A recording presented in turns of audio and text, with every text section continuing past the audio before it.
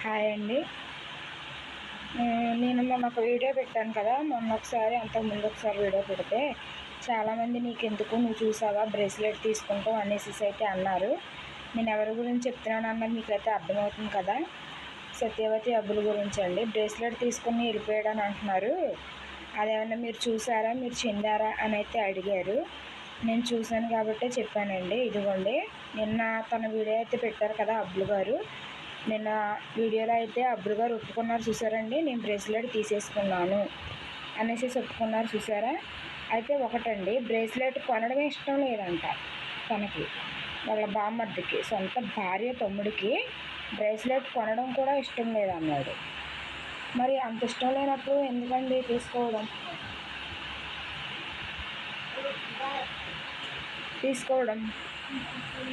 తీసుకోకుండా ఫస్టే ఉండవలసింది కదా. సత్యవతికి ఏదో ఒకటి నచ్చ చెప్పాలి కదా. నాకు ఇష్టం లేదు, నేను తీసుకున్నాను అంటే సత్యవతి వదిలేదు కదా. ఎందుకు అంతలా తీసుకుని మళ్ళీ తనని అలా మాట్లాడడం, అలా చేయడం, ఇచ్చినట్టు ఇచ్చి తీసేసుకోవడం, మరి అది మీకు తప్పుగా అనిపించట్లేదా? నేను ఏదో పెట్టానని, వీడియో పెట్టానని నన్ను తప్పుపడుతున్నారు కదా. మరి అతను చేసిన విషయం తప్పుగా అనిపించట్లేదు మీకు? మళ్ళీ సత్యవతి వస్తే వస్తుందే, లేకపోతే లేదు, మీ వాళ్ళు చూడరు అనేసి అంటున్నారు. వాళ్ళమ్మ వాళ్ళ పుట్టింటి వాళ్ళు చూడుకోకుండానే అంత ఎదిగిందా, అంత చూసిందా? తనకు భార్య అయిపోయిందా? వాళ్ళ పుట్టింటి వాళ్ళు చూడకుండానే తనకు భార్య అయిపోయిందా? వాళ్ళ అక్కోళ్ళు చూడకుండానే. వాళ్ళ అక్కోళ్ళంట పిల్లల్ని చూడరంట. ఎందుకు చూడరండి? వాళ్ళ అక్కోళ్ళ ఇల్లు మా పక్కనే, మా ఇంటి పక్కన వాళ్ళ అక్కోళ్ళ ఇల్లు, శుభలక్ష్మి వాళ్ళ ఇల్లు. వీడియోల కోసం చేస్తున్నారు పిల్లలు రేపు మాకు చచ్చిపోయేలాగా ఉన్నారు చూడు, నువ్వు వీడియోలు చూస్తున్నావు కదా అనేసి ఆయన అంటున్నాడు కదా అబ్బులు గారు. రేపు మాకు చచ్చిపోయేలాగా ఎందుకుంటారండి పిల్లలు? అసలు తండ్రి అలా మాట్లాడొచ్చండి? పిల్లల్ని అలా అనొచ్చా? పిల్లల్ని తన నోటితో, తన తండ్రి అయ్యి ఉండి తన నోటితో తను రేపో మాపు చచ్చిపోయేలాగా ఉన్నారు పిల్లలు చూసావా ఎలాగున్నారో ఏంటో, మా దగ్గర ఉంటే బాగుంటారు అనేసి అంటున్నారు కదా. పిల్లల్ని తనకు చూడటం రాదండి, వీడియోల కోసం ఎందుకండి? శుభలక్ష్మి గారు అయితే పిల్లల్ని చాలా బాగా చూద్దండి శుభలక్ష్మి.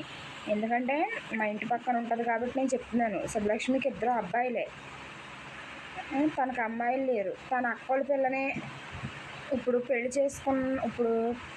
సత్యవతి వాళ్ళ తమ్ముడు పెళ్లి చేసుకున్నాడు కదా పిల్లని, శ్యామల అన్న పిల్లనే. ఆ పిల్లనే వాళ్ళు ఇంకో అక్క, 2 అక్కల పిల్లనే, ఇంకా సత్యవతి వాళ్ళ పిల్లల్ని ఇద్దరిని కూడాను చాలా బాగా చూసుకుంటుందండి. అసలు వాళ్ళు వస్తే గడగడలాడిపోద్ది అనమాట. ఏదో ఒకటి చేసేయాలి, ఏదో ఒకటి పెట్టాలి, అవి తెచ్చుకోండి ఇవి తెచ్చుకోండి అనేసి డబ్బులు కూడా ఇచ్చిద్ది వాళ్ళకి తెచ్చుకోమని. అటువంటిది శుభలక్ష్మి బాగా చూడదా? ఎందుకు చూడదండి శుభలక్ష్మి? పిల్లల కలత కదా. శుభలక్ష్మికి పిల్లలు లేరా? శుభలక్ష్మి ఎందుకు చూడదండి? ఒకసారి చెప్పండి మీరు. అలా అనొచ్చా? అలా అనడం తప్పు కదండి. చెప్పండి మీరైనా అబ్బులు గారికి అలాగ అనడం తప్పని. శుభలక్ష్మి అయితే చాలా బాగా చూస్తుంది అంటున్నారు కదా. సత్యవతి ఇంకా రాదేక, ఇదే ఆఖరిసారి నేను చెప్పడము అనేసి అంటున్నారక, ఇదే ఆఖరిసారి నేను వీడియోలో చెప్పడం అనేసి అంటున్నారు కదా అబ్బులు గారు. ఆ విషయం అయితే ఒకసారి మీరు బాగా టచ్లో ఉన్న వాళ్ళతో చాటింగ్ చేస్తాము మేము, వాట్సాప్లోని ఫోన్ మాట్లాడతాము, నేను ఇలా ఫోన్ చేసి మాకు ఇంట్లో ఏ పనిముట్టు కావాలో ఏంటని అడుగుతాము అనేసి అన్నారు కదా. ఎవరో ఒక ఆవిడ ఉన్నారు, తెలిసిన వాళ్ళు, టచ్లో ఉన్న వాళ్ళు ఉన్నారు అన్నారు కదా. కొంచెం సారీ ఏమనుకోకుండా మీరు చెప్పండి, సత్యవతిని అయితే తీసుకొచ్చేయమని చెప్పండి. 8 సంవత్సరాలు అయింది అన్నారు కదా పెళ్ళి. 8 సంవత్సరాల్లో నేనే వెళ్ళని తీసుకురావడానికి, దెబ్బలాడి వెళ్ళిపోతే, అలిగేసి వెళ్ళిపోతే అంటున్నారు కదా. ఈసారి కూడా పిల్లల మొహం చూసి వెళ్ళమనండి, వెళ్ళి పిల్లల్ని సత్యవతిని అయితే తీసుకురమ్మనండి. కలహాలు గొడవలు అయితే వద్దండి, అలా ఉంటే బాగోలేదు అనమాట. అంత ఇల్లు కట్టుకుని చక్కగా పనిముట్లన్నీ సంపాదించుకున్నారు, భార్య పిల్లలతో ఉండి చేసుకుంటే చాలా బాగుంటుంది అనమాట. అది సత్యవతిని వెళ్ళి తీసుకొచ్చేయండి, లేదంటే ఫోన్ చేసి ఫోన్ మాట్లాడి రమ్మనండి. అంతేగాని మీరు మాత్రం అలా మాట్లాడకూడదు. అలా మాట్లాడడం చాలా తప్పండి. ఎందుకంటే అలా మాట్లాడడం మీరు బాగాలేదు, అందుకనేసి చెప్తున్నాను నేను, మీరేమనుకోవద్దు. మరి మీరు ఇంకొకసారి ఎప్పుడు అలాగైతే మాట్లాడకండి అబ్బులు గారు. మీకు బాధ కలిగి ఉండొచ్చు, కానీ బాధ కలిగితే